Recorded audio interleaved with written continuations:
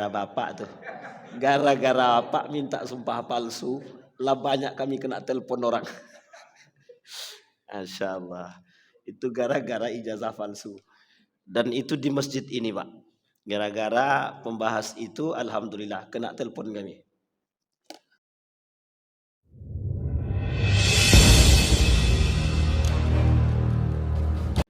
Asyhadu an la ilaha illallah wahdahu la syarika lah. Wa asyhadu anna Muhammadan abduhu wa rasuluh la nabiyya ba'd. Allahumma salli wa sallim wa barik ala hadzal nabiyil karim. Allahumma salli ala Muhammad wa ala ali Muhammad fil alamin innaka Hamidum Majid. Puji syukur kehadirat Allah dengan mengucapkan alhamdulillahirabbil alamin. Berselawat kepada Nabi dengan mengucapkan Allahumma salli ala Muhammad wa ala ali Muhammad fil alamin innaka Hamidum Majid. Bapak Ibu sekalian yang berbahagia, mudah-mudahan Allah berkahi kita semua husnul khatimah. Untuk orang tua kita yang masih hidup, Allah sehatkan, Allah kuatkan, insyaallah limpah rezeki dan husnul khatimah.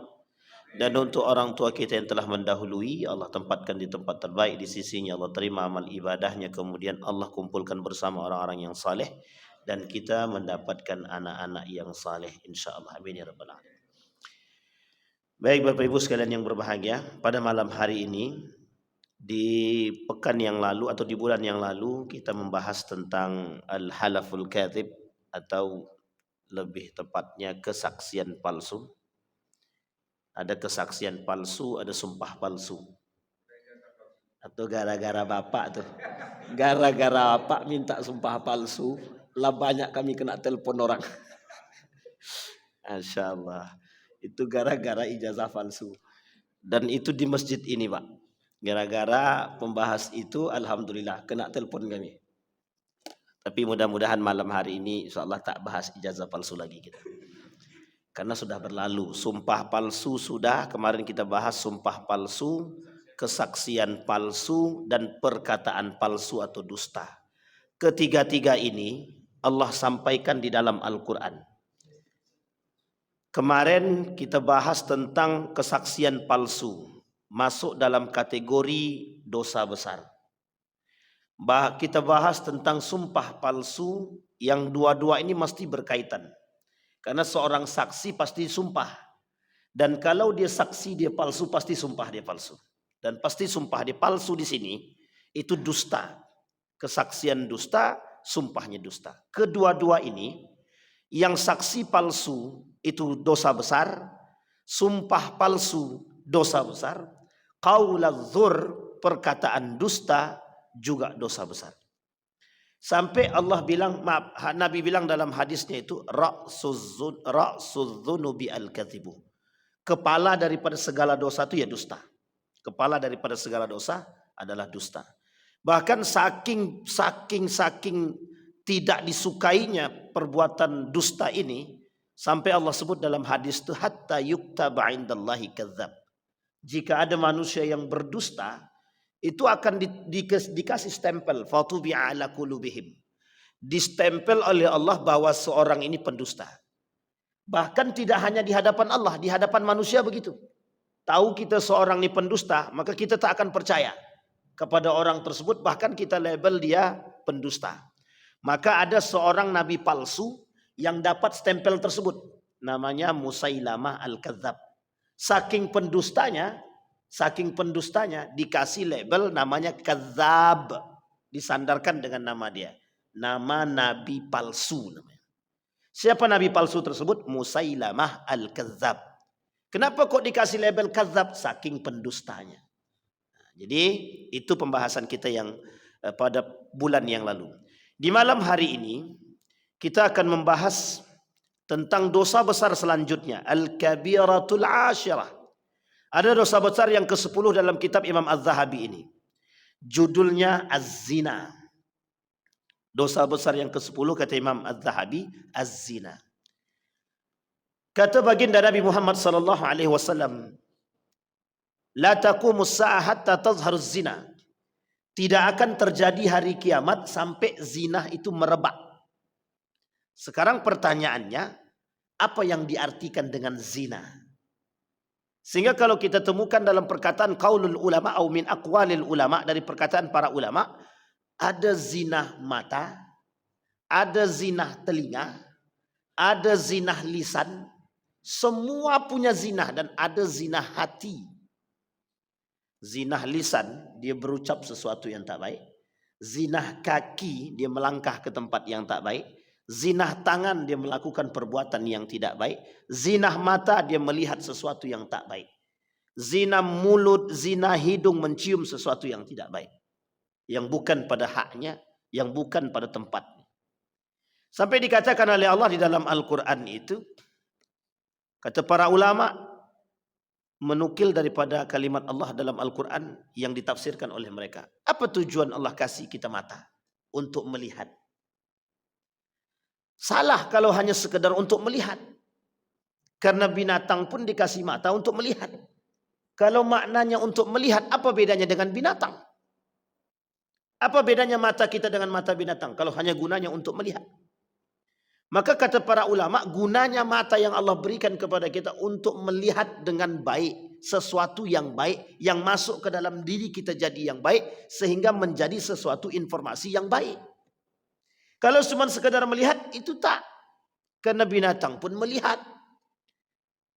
Qul li azwajihidna yaghdudna min absarihidna. Kata Allah dalam Al-Quran, katakan kepada wanita-wanita kalian itu, jaga pandangannya. Jaga pandangannya. Katakan juga kepada laki-laki, suami-suami kalian, jaga pandangannya, kata dia. Kata Allah begitu dalam Al-Quran. Agar mereka menjaga pandangan mereka, dan perempuan juga menjaga pandangan. Katakan kepada istri-istrimu agar menjaga pandangannya. Katakan kepada suami-suamimu agar menjaga pandangannya. Pertanyaannya adalah, apa maksud daripada ayat ini untuk menjaga pandangan? Karena dari pandangan ini, itu muncul perasaan. Kalau orang bisa suka dengan perempuan tanpa melihat, itu agak rancu sedikit. Bisa jadi, dia melihat sesuatu tapi dia tak nampak. Tapi kok bisa dia jatuh hati? Karena pendengaran. Itu sebab kenapa perempuan kalau berbicara harus hati-hati. Perempuan itu sebaik-baiknya perempuan itu berbicara secukupnya. Karena kadang-kadang suara itu berbahaya juga. Bagi orang yang tak bisa melihat, ketika mendengar suara yang mendayu-dayu bisa menjadi itu. Nah, ini poin penting kenapa suara perempuan itu dianggap sebagai aurat oleh sebagian ulama. Kenapa? Karena kalau perempuan berbicara dengan gaya yang mendayu-dayu itu membuat hasrat. Menimbulkan hasrat. Maka bisa dengan telinga, bisa. Karena sumber informasi itu dua. Yang ada pada diri kita nih. Hawas, panca indera. Satu sumber informasi dari mata, yang kedua dari telinga. Maka sesuatu yang masuk, yang dipandang yang tak baik, itu akan dicerna dengan cara yang tak baik. Mohon maaf. Mata, kalau memandang pada sesuatu yang tak layak, yang tak baik, maka akan dicerna dengan tak baik. Yang ditengoknya perempuan tak pakai baju, maka yang terbesit dalam otaknya akan diganggu oleh iblis itu. Kata setan, nah kau bayangkan tuh, itu bini kau bukan. Setan mengajak kita, Pak. Akhirnya yang terbenam apa? Mohon maaf, kotoran yang ada dalam otak berdasarkan daripada informasi yang diterima, yang diambil atau yang melalui mata tadi, masuk ke dalam otak. Kalah hati kecil kita, menang nafsu dia. Apa yang terjadi? Mohon maaf, dia melakukan perbuatan yang tidak disukai. Entah itu dia zina, entah itu dia melampiaskan pada hal yang tidak baik. Jatuhnya apa? Zinah mata. Zinah telinga, mendengar daripada perkataan yang tidak baik. Mendengar dari perkataan orang-orang yang tidak baik. Sama. Menyebabkan informasi yang masuk tak baik. Yang kita dengar hanya orang-orang yang bergibah saja. Yang masuk hasil gibah itu. Sehingga ketika masuk dalam diri kita hasil gibah tadi, ada beberapa hal yang muncul dalam benak kita. Satu, su'uzon. Yang kedua, berfikiran negatif, sama dengan su'uzon. Yang kedua itu lebih tepatnya membuat hati kita rusak. Sehingga yang terfikir dalam benak kita satu saja, justifikasi. Mending kalau yang kita justifikasikan itu baik, tapi ternyata buruk. Oh, ternyata si Anu itu selama ini begini. Padahal kita baru dapat sumber informasi dari satu belah pihak. Karena kita sudah percaya terlebih dahulu masuk dalam kategori zina, pendengaran, maksiat. Maksudnya apa? Zina di sini daripada anggota tubuh tadi, maksiat. Kaki melangkah ke tempat-tempat yang tak baik. Pergi ke tempat, mohon maaf, kalau dulu ada namanya doli. Pergi ke sana. Pergi ke tempat hiburan malam yang isinya perempuan semua, laki-laki bercampur baur. Pergi ke tempat perjudian, maksiat, zina. Mulut berucap yang tak baik, mencium yang tak baik, zina. Tangan memegang yang tak baik, yang tak pantas, zina. Mengambil daripada hak orang lain, zina, maksiat. Maka maksud daripada zina dalam anggota tubuh itu adalah kemaksiatan. Dan semua itu disebut dengan kemaksiatan. Nah, ada zina yang lebih berbahaya daripada itu, yang tingkatnya lebih besar.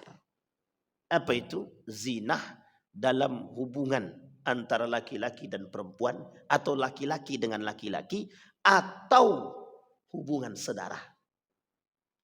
Baru-baru ini sedang rame di Pekanbaru tentang LGBT. Wali kota Pekanbaru menangkap orang-orang yang melakukan perbuatan yang tidak senonoh. La'anallahu syabbahar rijali bin nisa' wan nisa'u bir rijal. Dilaknat oleh Allah laki-laki yang menyerupai perempuan, yang perempuan menyerupai laki-laki. Transgender masuk dalam kategori ada laki-laki merubah kadrat dia menjadi perempuan, ada perempuan merubah kadrat dia jadi laki-laki. Kalau dia punya dua jenis kelamin, bagaimana Pak Ustaz? Kalau memang dua jenis kelamin, dia tinggal pilih sesuai dengan, mohon maaf, sesuai dengan nurani dia, kecenderungan dia. Oh, kecenderungan dia ke laki-laki, Ustaz. Ya, dia pilih laki-laki. Kecenderungan dia ke perempuan, dia pilih perempuan. Ada beberapa orang yang ada di Indonesia ini memiliki kelamin ganda. Dan mereka memilih salah satu di antaranya. Berarti apa yang dikatakan dengan transgender tadi? Kalau secara garis luas atau lebih melebar lagi, perempuan yang tidak terima dilahirkan dengan seorang perempuan, yang laki-laki tidak terima dilahirkan sebagai seorang laki-laki. Tidak mau. Ada yang begitu, ada. Baru-baru ini ada seorang perempuan, bukan perempuan, laki-laki, tapi kayak perempuan, berangkat umroh dia. Uniknya dia masuk dalam barisan laki-laki, normal, karena memang asal dia laki-laki.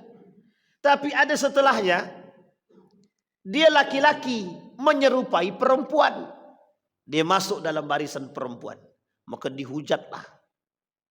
Maka kalau bahasa lain kita ini banci dan bencong ini banyak gitu.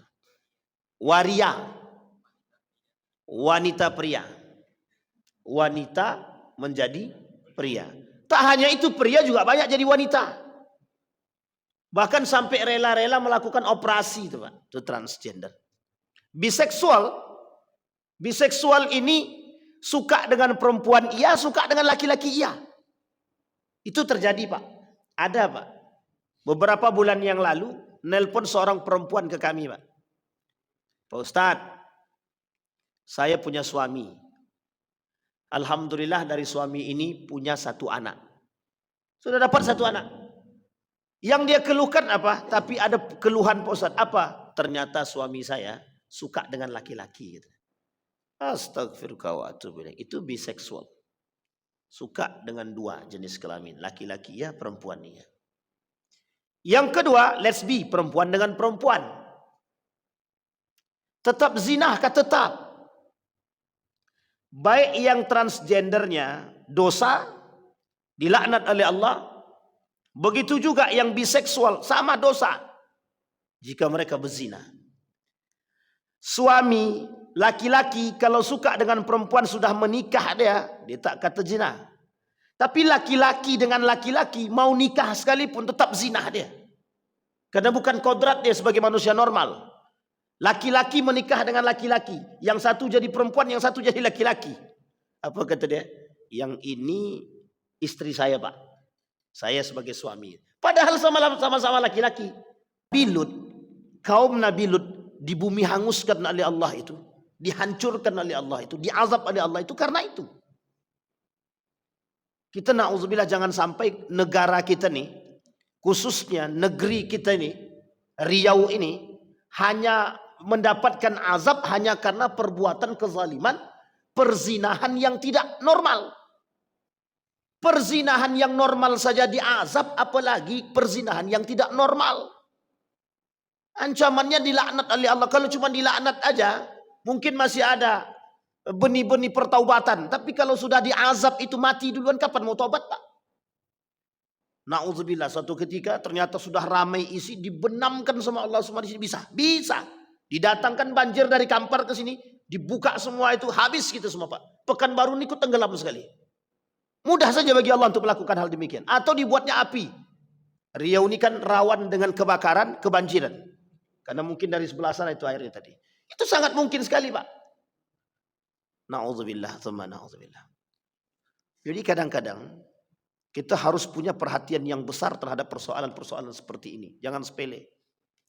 Nah sekarang, di tengah ramainya hal seperti ini, Pak. Negeri kita Riau ini, muncul juga kelompok-kelompok tertentu, adik-beradik kandung. Kakak suka dengan adik, adik suka dengan kakak. Bapak suka dengan anak, anak suka dengan bapak. Kalau begini, isi manusia di muka bumi ini, itu tinggal tunggu satu saja, Pak. Tinggal tunggu kehancuran dari Allah. Ada 3 syarat kebinasaan yang akan Allah berikan kepada satu negeri itu. Satu di antara 3 syarat tersebut itu kemaksiatan yang merajalela. Pertanyaannya adalah, apakah perzinahan itu bagian daripada kemaksiatan?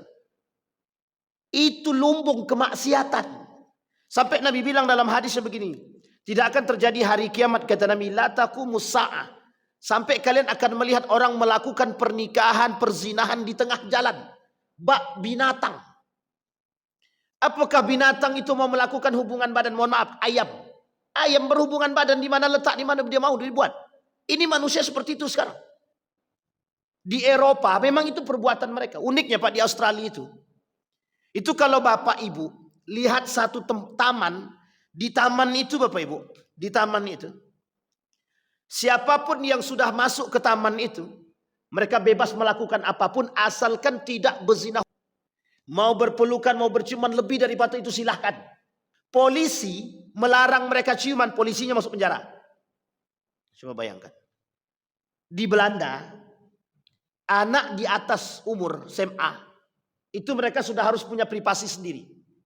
Itu kalau anak sudah masuk dalam kamar, orang tua tidak boleh ganggu privasi anak. Mau ngapain dia, kayak dia mau nonton video tidak baik, kasih segala macam, itu haknya dia. Kalau orang tua ganggu, maka orang tua boleh dipenjara.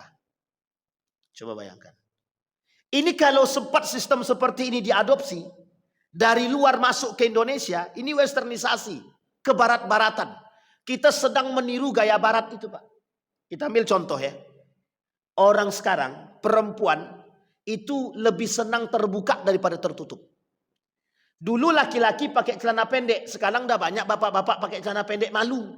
Sekarang pakai celana panjang.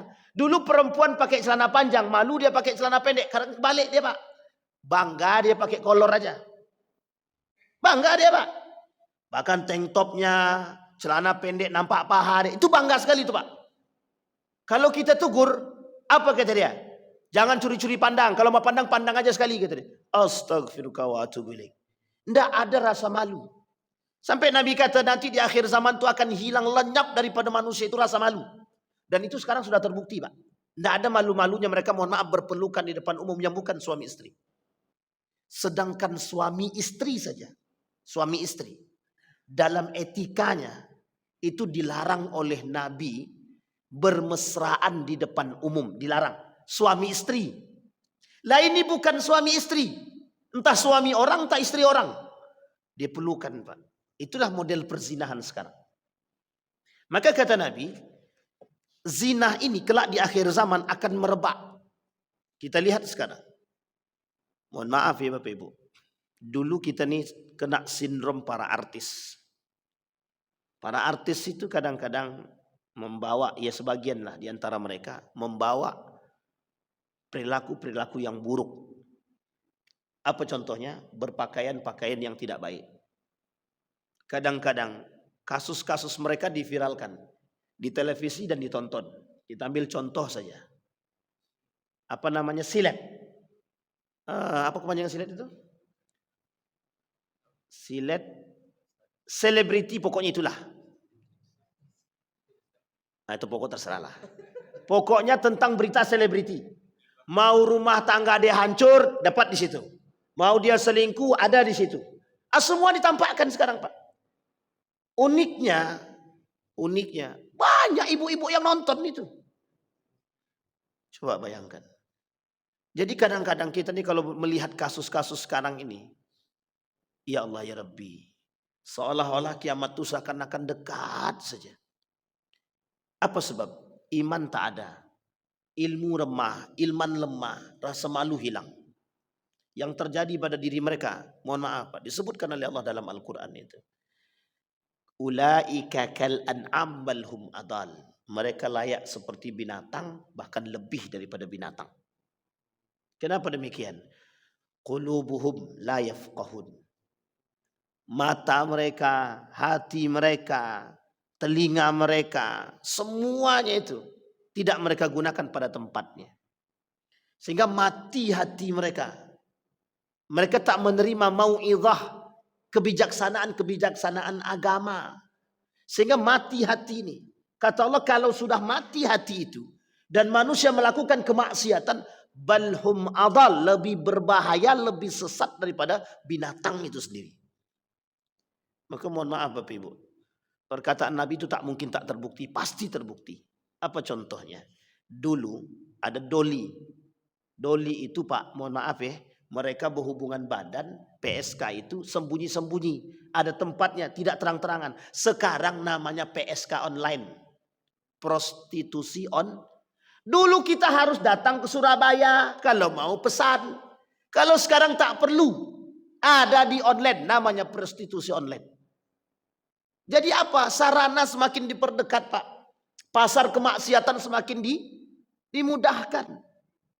Dan ini na'udzubillah tsumma na'udzubillah. Dan dulu Pak, ada yang disebut dengan ayam kampus. Nah, ini Bapak Ibu, Bapak jangan pula mencari tahu ya. Ayam kampus ini perempuan-perempuan, dia mahasiswa, tapi mohon maaf, jangan tersinggung, mahasiswa, tapi mereka menjual diri mereka hanya untuk mendapatkan duit. Dengan berbagai macam alasan. Memang tidak semua Pak, tapi ada sebagian kecil di antara mereka yang melakukan perbuatan tersebut. Tapi itu jelas sudah mencoreng. Yang mereka buat adalah zina. Sekarang pertanyaannya, apakah zina itu harus sampai berhubungan badan? Ustaz? Tidak. Berciuman, zina, berpelukan, zina, duduk berduaan, zina. Duduk berduaan, zina. Namanya berhalwat. Yang ketiganya siapa? Syaitan. Apa kata syaitan? Udah pegang aja tangan, kan cuman pegang tangan aja. Setelah pegang tangan dipegang, lain yang dibuat. Maka jangan coba-coba. Jangan coba-coba. Maka pezinahan. Apa kata Allah di dalam Al-Quran? Wala taqrabuz zina innahu kana fahishatan wa sa'a sabila. Kata Allah, jangan kalian coba-coba mendekat zina. Ini mendekat Pak. Mendekat itu kata para ulama belum melakukan. Tapi baru mendekati. Kita ambil contoh. Datang ke tempat prostitusi. Meskipun tak berzina, tapi kan mendekat. Yang kedua, datang ke tempat barbar. Barbar itu apa ya? Diskotik. Yang di dalamnya banyak laki-laki perempuan yang bercampur aduk. Yang mohon maaf, yang bukan membuat kita malah semakin jauh dari maksiat, tapi membuat kita semakin dekat dengan maksiat. Atau ladang kemaksiatan. Itu berbahaya atau tidak? Bagi orang yang tidak punya iman yang kuat, berbahaya. Tampak satu, mak, tante-tante gaul. Tengok satu, na'udzubillah, thumma na'udzubillah. Walladzina la yad'una ma'allahi ilahan akhar wa la yaqtuluna an-nafsa allati harramallahu illa bil haqqi wa la yaznun, kata Allah. Membunuh tak boleh kecuali yang sudah ditentukan yang dibenarkan. Kemudian mensekutukan Allah tak boleh. Berdoa selain Allah tak boleh. Tapi ada kalimat itu yang digandeng dengan Allah dengan kalimat dua tersebut. Wala yaznun. Hei manusia, orang-orang beriman, jangan kalian berzina. Jangan zina mata, jangan zina hidung, jangan zina mulut, jangan zina kaki, jangan zina tangan, jangan zina hati. Kenapa? Dari situ Pak, mulai zinahnya dari situ. Kami Ustadz tidak ada pegangan, cuma duduk bareng aja. Hari ini duduk bareng, besok pegang tangan, besok lebih daripada itu. Jadi Bapak Ibu yang punya anak laki-laki dan perempuan, tolong dikasih batasan Pak. Kalau dia berbaur dengan laki-laki, kalau bisa dilarang. Kalaupun sulit, tolong betul dikasih batasan. Orang tua harus tegas dalam urusan ini Pak. Jangan sampai nanti menyesal di akhir. Na'udzubillah, tsumma na'udzubillah. Wa may yaf'al dzalika yalqa athama yudha'af lahu al'adzabu yaumal qiyamah wa yakhlud fihi muhana illa man taba. Kata Allah, yang melakukan perbuatan tiga tadi, berdoa selain daripada Allah atau syirik kepada Allah, yang kedua membunuh manusia yang tidak haknya untuk dibunuh, yang ketiga dia berzina, Allah lipat gandakan atas mereka azab kelak di hari kiamat. Wa yakhlud fihi, dan akan kekal mereka di dalamnya illa man taba, kecuali mereka yang bertaubat. Jadi Bapak Ibu, persoalan zina ini tidak main-main. Kemudian ayat selanjutnya, az-zani waz-zaniyatu fajlidu kull az-zaniyatu waz-zani fajlidu kulla wahidin minhuma mi'ata jaldah. Orang yang berzina cambuk sampai berapa kali? Mi'ata jaldah. 100 kali cambukan. Kalau dulu cambukannya dengan pelepah kurma. Kalau sekarang cambukannya bisa menggunakan pohon kelapa sawit. Kan ada duri-duri tajam tuh Pak. Hampir mirip Pak. Dengan begitu Pak, 100 kali pukulan. Kalau seandainya di 100 pukulan terakhir itu dia masih hidup, da'wan ya'ish, kata Nabi, biarkan dia hidup. La'allallaha yaqbal taubatahu, semoga Allah menerima taubat dia. Tapi sebelum itu, sebelum 100 kali pukulan itu dia sudah meninggal, jangan diteruskan sampai 100. Tidak boleh, karena dia sudah meninggal. Kalau dilanjutkan berarti dia menyiksa mayat. Tapi Pak Ustadz, sebelum 100 dia kabur Pak Ustadz, sempat dia bisa melarikan diri. Kata Nabi, tak usah dikejar. Satu ketika sahabat Nabi ada yang mengejar dan dipukulnya Pak sampai mati, dilemparnya batu sampai mati. Kata Nabi, andai kata ketika dia lari daripada kita tadi dan dia sudah bertobat kepada Allah dan Allah terima taubatnya, kita berdosa karena kita orang yang merdeka. Meskipun sebelumnya dia bermaksiat, tapi kita kan tidak tahu. Maka kata Nabi, kalau di umur di pukulan yang misal ke 80, kabur dia Pak, lari dia. Kata Nabi, tidak usah dikejar. Persoalan zina ini, pernah seorang sahabat datang kepada Nabi gini, ya Rasulullah, inni zanaitu. Kata Nabi, la'allaka qabbalta, paling ente cium-cium aja. Ya Nabi, inni zanaitu. Ya Rasulullah, kami berzina. Kata Nabi, la'allaka lamasta, paling ente raba-raba aja. Ya Rasulullah, inni zanaitu. Datang ketiga kali. Apa kata Nabi? Dipanggil Khalid bin Walid. Ikat pemuda ini, kemudian rajam dia. Kenapa Nabi sampai 3 kali kata la'allaka lamasta, la'allaka qabbalta, paling ente cium, paling ente pegang-pegang, paling ente raba-raba aja. Kenapa Nabi katakan begitu? Nabi ingin katakan persoalan aib, persoalan zina, kalau tidak ada yang mengetahui dan cepat kita bertobat, jangan pernah ungkapkan zina itu. Jangan pernah ungkapkan. Cukup engkau yang tahu aibmu dengan Allah, selesai. Kata Nabi, aib itu tak perlu ada orang lain yang tahu. Sekalipun persoalannya dalam pernikahan. Ini mohon maaf ya Bapak Ibu ya. Ini disepakati oleh para ulama. Disepakati oleh para ulama. Memahami hadis tersebut.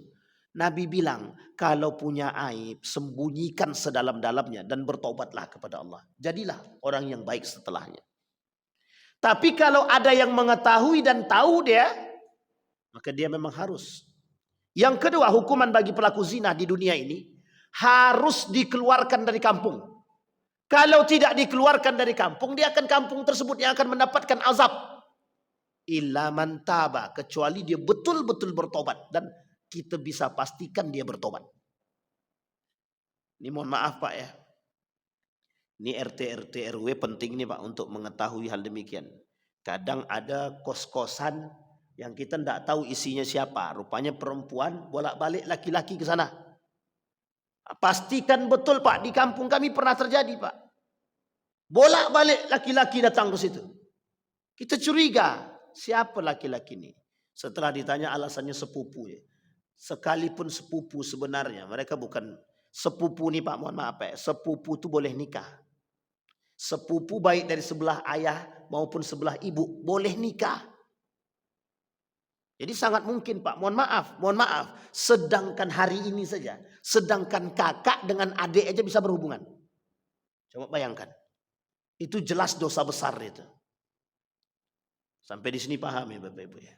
Jadi sebenarnya kita ini sedang menunggu, seperti sedang menunggu azabnya Allah dengan perbuatan-perbuatan keji, al-fakhs yang hari ini terjadi. Sampai Nabi bilang dalam hadisnya itu, ada 5 tanda kiamat itu. Satu diantaranya itu, wa tazharul fitan, munculnya fitnah-fitnah. Nah kata Nabi dalam hadis yang lain, fitnah yang nampak itu, wa tazharul fakhs, munculnya perbuatan-perbuatan yang keji. Salah satu di antara perbuatan keji itu apa? Ya ini Pak, perzinahan itu. Jadi persoalan zina Pak, jangan diremehkan Pak. Ini ada janda, rumah dia janda, 1 anak, suami dia meninggal, atau entah kemana suami dia, bolak-balik laki-laki datang ke sana, langsung tanyakan siapa dia. Kalau dia sudah nikah, minta surat buku nikah dia. Kalau dia nikah siri, minta bukti saksi yang nikah siri itu siapa. Karena jangan sampai satu kampung yang diazab oleh Allah hanya karena perzinahan 1 orang. Karena sekalipun di kampung itu ada ustadz dia, ada dai dia, ada alimnya di situ. Kalau ada perbuatan zina, baik hubungan saudara atau perzinahan secara itu, tidak tahu kita, itu dilaknat oleh Allah satu kampung Pak. Ustadz-ustadznya pun ikut dilaknat sekali. Jadi azab itu datang tak memandang Pak. Kenapa tak memandang? Karena perhatian itu penting. Jadi Allah tidak mungkin mengasih azab itu langsung dipilih-pilih aja dulu. Tidak. Langsung dikasih. Buat apa tujuannya? Biar manusia itu, masyarakat itu memperhatikan. Sadar dia dengan perbuatan itu. Maka jangan remehkan kemaksiatan. Terkhusus pada persoalan zina. Kemudian kata Allah. وَلَا تَأْخُذْ بِمَا رَأْفَةٌ فِي دِينِ اللَّهِ إِن كُنْتُمْ تُؤْمِنُونَ بِاللَّهِ وَالْيَوْمِ الْآخِرِ وَلْيَشْهَدْ عَذَابَهُمَا طَائِفَةٌ مِنَ الْمُؤْمِنِينَ. Biarkan orang-orang mukmin melihat ketika dicambuk itu. Bayangkan Pak, orang yang melakukan perzinahan itu layaknya dihukum terang-terangan. Kenapa kok dihukum terang-terangan? Biar semua orang-orang beriman ini menyaksikan. Begitulah perbuatan yang harus diazab bagi orang-orang yang melakukan perbuatan zina. Itu baru di dunia Pak. Bagaimana ketika di akhirat? Allah kasih azab. Kecuali Allah terima taubat dia.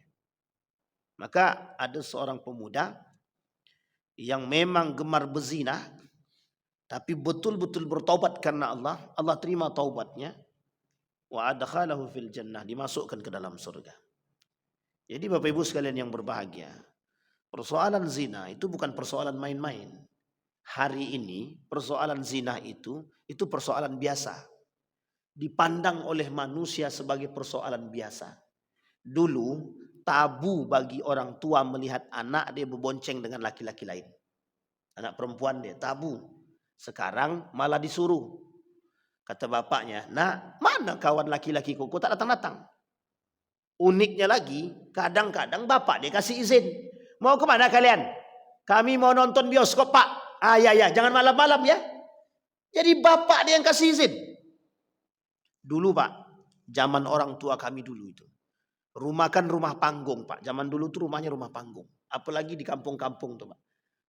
Mau nengok anak gadis orang tuh susah. Dia pakai SMS. Apa SMS-nya? Tonjol dari bawah, Pak.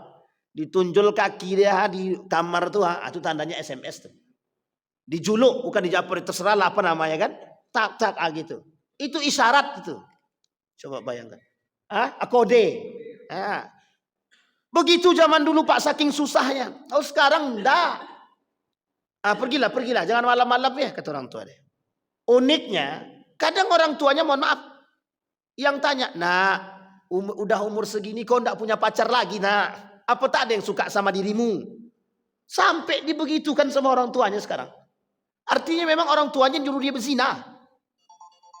Kalau sudah menyuruh pacaran berarti menyuruh berzina.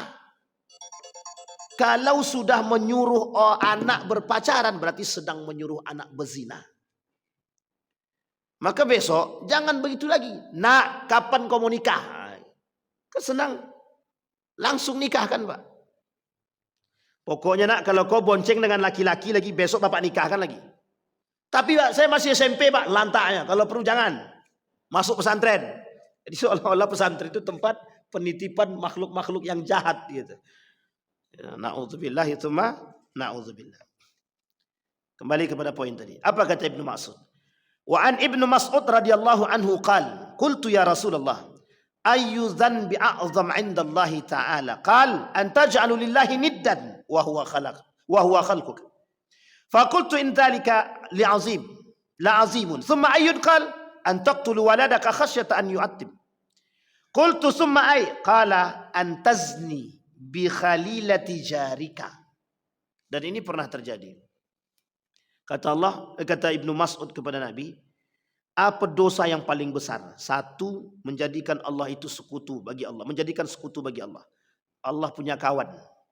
Artinya berdoa selain daripada Allah, bersumpah selain daripada Allah, itu masuk dalam kategori itu.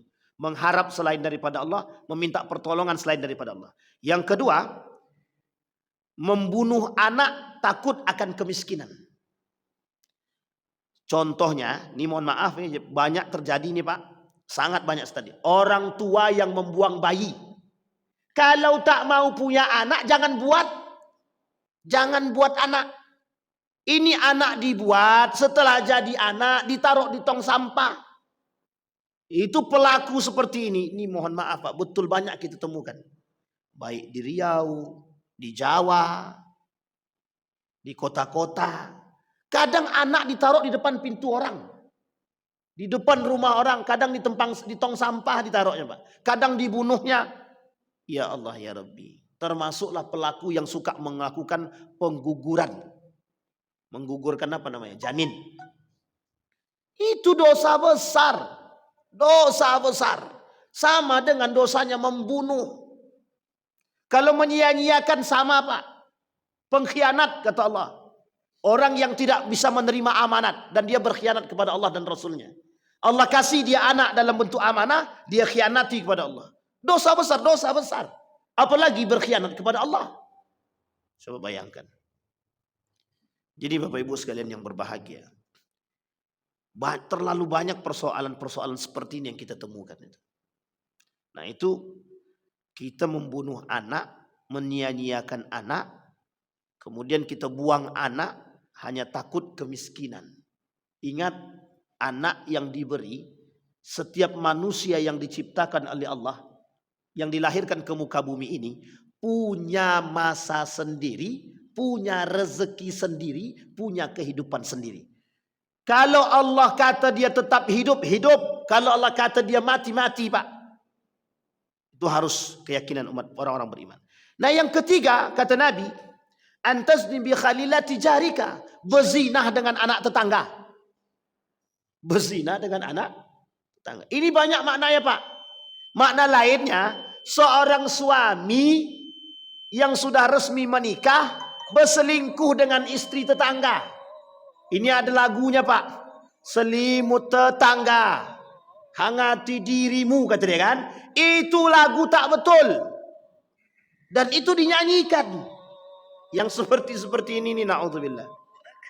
Masih mending Pak lagunya Ahmad Dhani itu Pak. Istri pertama marah, istri kedua nikah, istri tiga, kata dia. Nah ini lain cerita Pak. menikah dengan berzinah dengan anak tetangga. Maksudnya apa? Menikah dengan perempuan-perempuan.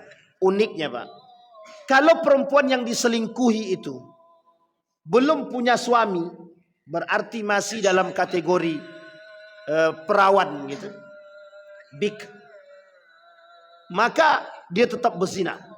Tapi yang lebih besar dosanya berselingkuh dengan istri orang. Ini tolong perhatikan yang sudah punya istri. Orang yang berselingkuh dengan istri orang dosanya banyak. Satu, berdosa pada diri dia sendiri, berdosa pada istri dia, berdosa pada suami orang, berdosa pada istri orang. 4 dosa sekaligus. Kalau dia berzina, berselingkuh dengan perempuan yang belum menikah, dia mungkin tak sebanyak itu dosa dia, tapi tetap berdosa, tetap zina. Dan sekarang kita tengok Pak, itu menjadi tren. Uniknya pelaku-pelaku itu, mohon maaf jangan tersinggung. Kadang-kadang pelaku-pelaku itu kadang-kadang orang-orang yang mengerti berita-berita si fulan ditangkap di hotel dengan istri orang. Coba bayangkan, anggota ini anggota dewan tertangkap misalkan. Ya Allah ya Rabbi, na'udzubillah tsumma na'udzubillah. Begitulah kondisi kita Pak. Apa pemicu mereka berzina? Pemicu mereka berzina ini Pak, mata. Apa pemicu mereka berzina? Ini Pak, telinga. Apa pemicu mereka berzina? Iman mereka tak ada. Apa pemicu mereka berzina? Ilmu mereka tak ada. Apa pemicu mereka yang lebih besar berzina? Mereka tak takut dengan Allah. Tidak takut Pak dengan Allah. Uniknya, mereka yang mengerti agama, mereka yang berilmu, mereka yang melakukan perbuatan demikian. Na'udzubillah, tsumma na'udzubillah. Mudah-mudahan insyaallah di pertemuan yang akan datang kita lanjutkan. Mudah-mudahan apa yang kita sampaikan ini bisa menjadi perhatian bagi kita, agar kita bisa menjaga tetangga kita, keluarga kita, lingkungan kita, orang tua kita. Qu anfusakum wa ahlikum nara. Jaga dirimu, keluargamu, tetanggamu, orang tuamu, lingkunganmu. Yang paling kecil yang harus kita jaga, keluarga kita. Yang paling harus kita jaga lagi, anak-anak kita. Jangan sampai di tengah hiruk pikuk perzinahan yang marak ini, anak kita na'udzubillah tsumma na'udzubillah menjadi pelaku daripada itu. Na'udzubillah tsumma na'udzubillah.